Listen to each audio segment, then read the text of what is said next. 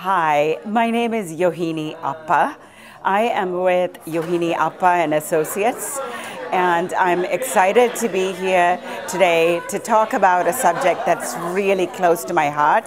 It's about how to create and substantiate winning claims.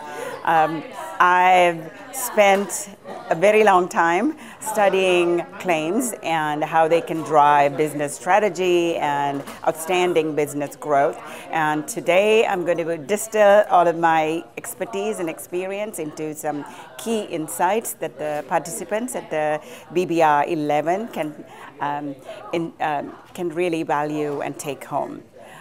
And I love working with Frances of the Mazur Group. I've known her for several years as part of, as the Cosmetic Executive Women's Group and the Southern California movers and shakers in the beauty business community.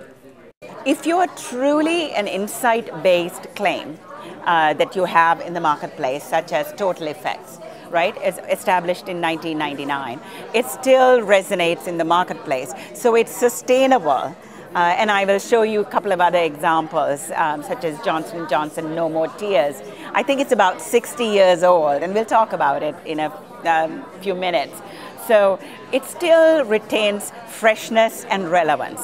So you think about that. Is this claim powerful enough to create a whole campaign around it?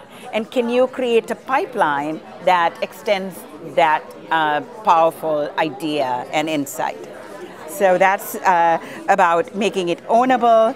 The other thing is, it's not just only words, right? Visual claims are so powerful.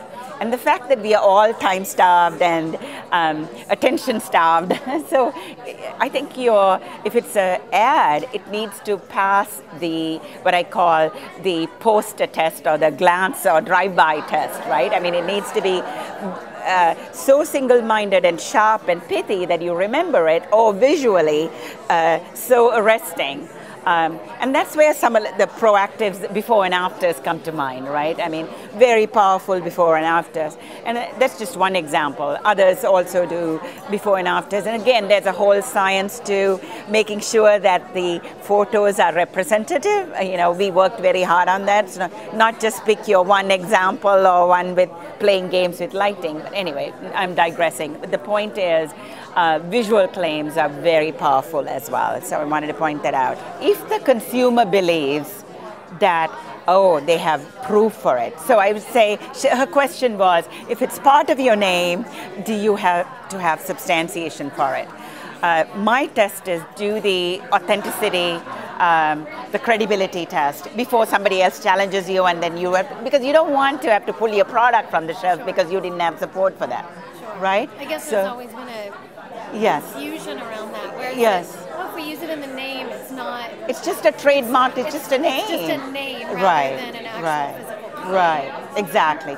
But again, there's a whole science to that. But the point is, can a reasonable consumer believe that this is a authenticated, supported claim versus, that's just a name?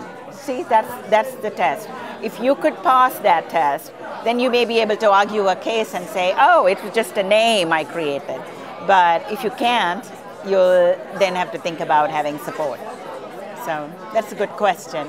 But people I always said, be a little bolder with the name because you have more leeway there. But then you have to explain yourself in the text somewhere, right? So that's a good question. All right, so here's the substantiation slide I had. And what is really important to make sure that you think of it like a table. The more legs you can put under it, the more solid and stable, rock steady it's going to be. If you're just basing it on ingredients, then you better make sure your formula is very tight to the concentration. You can make an argument, etc., and so on.